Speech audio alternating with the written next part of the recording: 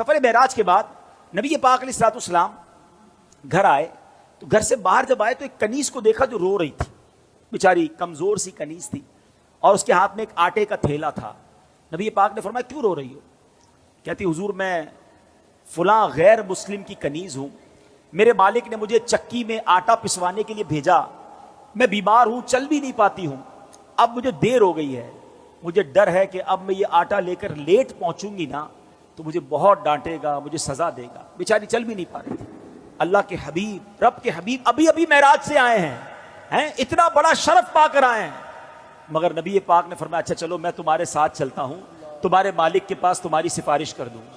نبی پاک نے اس کنیز کا آٹے کا تھیلا اٹھا لیا، تھوڑی سی دیر رکتا ہوں، مجھے اور آپ کو کوئی بڑا مقام مل جائے تو اب غریب تو گئے نا، ان سے ملنے کی کیا ضرورت ہے؟ بھائی میرے تو تعلقات کدھر ہیں، میں تو فلاں پروگرام میں جاتا ہوں، مجھے تو ادھر بٹھایا جاتا ہے، میرا تعلق بڑے لوگوں سے، اب پرانے دوست غریب رشتہ دار ان کا کیا کرنا ہے؟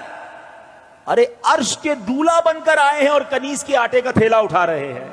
تیری عاجزی پہ لاکھوں، تیری سادگی پہ لاکھوں، وہ سلام عاجزانہ مدنی مدینے والے۔ سنو میرے آقا اس کے گھر پہنچ گئے، دروازہ کھٹکھٹایا، وہ نبی پاک علیہ الصلوۃ والسلام کو جب دروازے پر غیر مسلم دیکھتا ہے تو ہکا بکا رہ گیا، جانتا تھا کہ یہ مسلمانوں کے نبی ہیں، تو کہا آپ کیسے تشریف لائے؟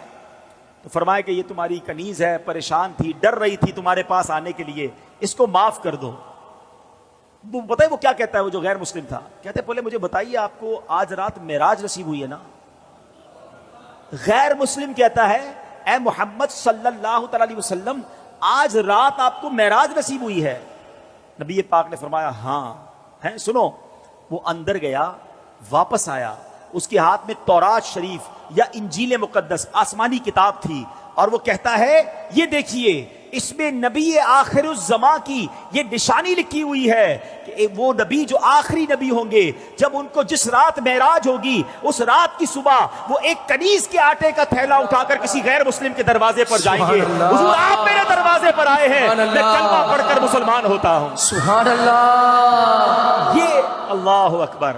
اب یہ میرے آقا کی شان ہے کہ نبی پاک کی اس معراج کا ذکر اور معراج کے بعد اس عاجزی کا ذکر بھی آسمانی کتابوں میں موجود ہے۔ ارے جن کے نصیب میں ماننا ہوتا ہے، جن کے مقدر میں ایمان لانا ہوتا ہے، جن کے مقدر میں عشق رسول ہوتا ہے، ان کو یہ سعادت ملتی ہے۔ بڑی پیاری بات شاعر کہتے ہیں، عقل والوں کے نصیبوں میں کہاں ذوق جنون۔